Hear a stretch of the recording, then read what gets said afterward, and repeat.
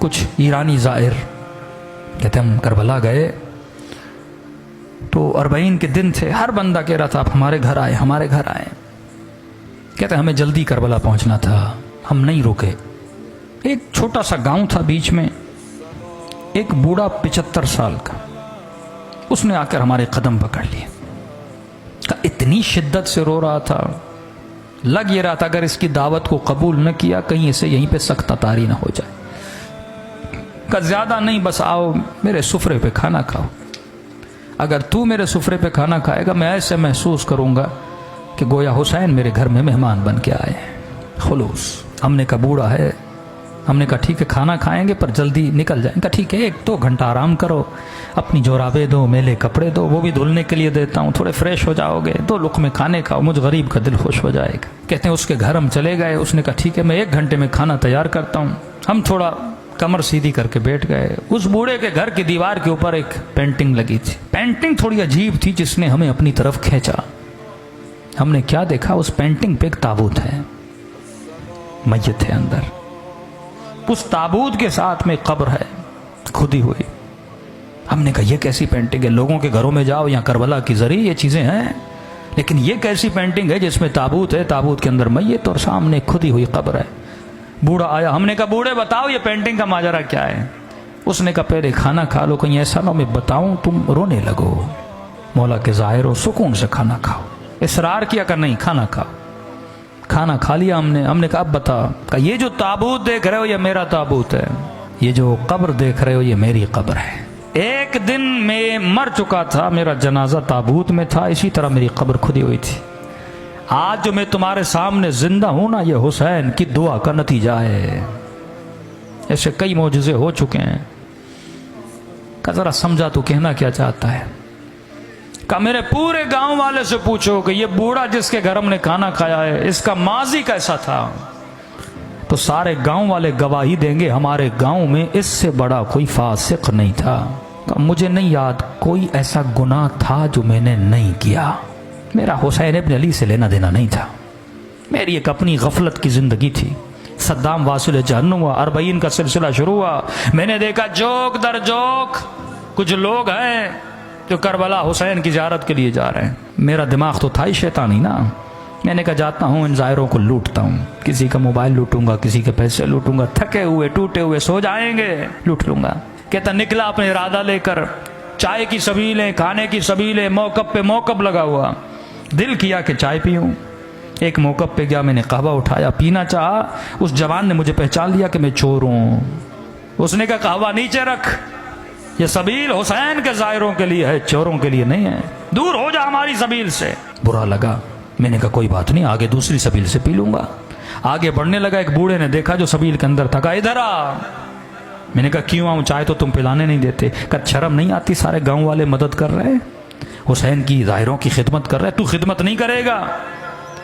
میں نے کہا کیا کروں؟ اب کہتا میں حسین کو جانتا نہیں، مانتا نہیں، کوئی غرض نہیں، کوئی لالچ نہیں۔ میں نے کہا ایسے کیا مدد کروں؟ کہا دیکھ چائے بنا رہے ہیں، چینی ختم ہو گئی، 2 کلو چینی لے کر۔ میں نے کہا ٹھیک ہے، بغیر غرض کے نا، آپ نیاز کرتے ہو ذہن میں کوئی سوچ ہے نا مولا حسین مدد کریں گے، قبر میں قیامت میں سیدہ کوئی اجر دیں گی میرے آنسوؤں کے بدلے۔ کہتا نہیں میرا کوئی ذہن میں پس منظر نہیں۔ میں گیا 2 کلو چینی لی، واپسی پہ ایک اور سبیل تھی جہاں چائے چل رہی تھی، میں نے کہا چائے یہاں پیوں پھر جاؤں گا، اس نے بولا بھی تو اب اس کی چائے نہیں پیوں گا، عزت نفس نے مجھے روکا۔ میں نے چینی اس کے ٹیبل پہ رکھی، چائے پینا چاہی، اس سبیل والے نے سمجھا میں اس کے لیے لے کر آیا ہوں، اس نے کہا مولا کا ظاہر چینی لے کر آیا ہے۔ میں روک نہ سکا، بتا نہ سکا کہ آپ کے لیے نہیں اگلے والے کے لیے۔ اس نے اٹھا لی، میں نے کہا کوئی بات نہیں، 2 کلو اور لیتا ہوں۔ آگے بڑھا، کہتا ہے قضا پوچھ کے نہیں آتی۔ آج مجمع میں بیٹھا اگر مومن یہ سمجھ رہا ہے نا 2 سال کے بعد مروں گا، 10 سال کے بعد مروں گا، یہ تیری بھول ہے، سیکنڈ لگتے ہیں روح کو بدن سے نکلنے میں۔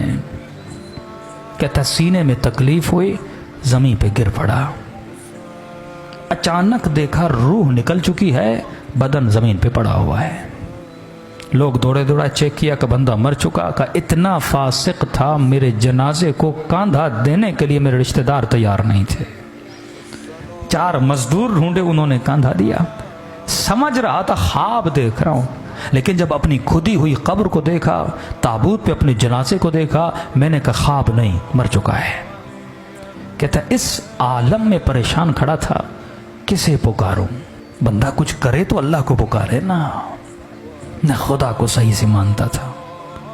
کہتا ہے قبر کے کنارے پہ 2 عذاب کے فرشتے کھڑے تھے، ہاتھ میں گرز لیے، اتنی ہیبت تھی ان کے وجود میں، جب دیکھتے تھے گویا میرے اندر سے جان کو کھینچ لیتے تھے۔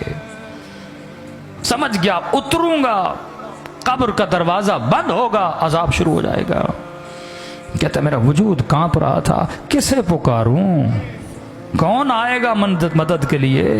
اتنے میں میرے پیچھے سے ایک میٹھی سی آواز آئی، اور آواز نے ملائکوں کو مخاطب کیا، اے ملائکۃ اللہ، میرے دوست کو ڈرا کیوں رہے ہو؟ میں نے کہا کون ہے اس عالم میں مجھے اپنا دوست کہہ رہا ہے؟ کہتا ہے مڑ کے دیکھا تو ملائکوں نے بڑے ادب سے اسے جھک کے سلام کیا اور کہا السلام علیک یا ابا عبداللہ الحسین، حسین شہید کربلا۔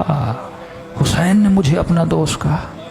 کہ مجھ سے زیادہ ملائکوں نے تعجب کیا کہ مولا یہ رہا اس کا نام اعمال، دور دور تک آپ کے کردار کی اس کے اندر خوشبو نہیں ہے، یہ آپ کا دوست کیسے بنا؟ امام نے کہا اگر دوست نہ ہوتا میری سبیل پہ 2 کلو چینی نہ دیتا۔ کون دیتا ہے بے غرض کسی کو کوئی چیز؟ کہ حسین گناہ بہت ہیں، 2 کلو چینی کی قیمت کیا؟ یہ حسین ہے، ذرا ذرا چیز کا حساب رکھتا ہے حسین، یہ کریم ہے۔ عجیب جملے اس بوڑھے نے کہے کہ سننے والے ایرانی سارے زائر رونے لگے کہ اتنے کریم ہمیں پتہ نہیں تھا مولا حسین کا۔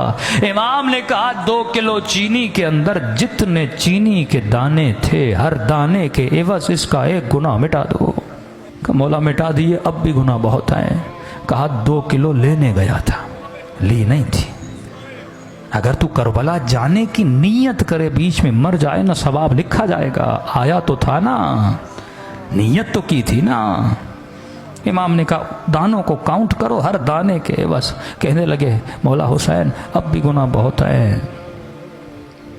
بوڑھا رو کر اپنا سر پیٹ کے کہنے لگا جب یہ کہا نا مولا اب بھی گناہ زیادہ ہے، کہتا میں نے سر جھکا لیا، اب حسین کیا دیں گے؟ کچھ ہے ہی نہیں۔ کہ مولا حسین نے کہا اور کتنے کلو کی ضرورت ہے؟ حسین خود خرید کے دے گا۔ کہ ایک شفقت بھری نگاہ سے مجھے دیکھا، کہا واپس چلا جا، اور بن کے واپس آنا۔ اب اگلی بار جب آؤ نا حسین کو ملائکوں کے سامنے شرمندہ ہونے نہ دینا۔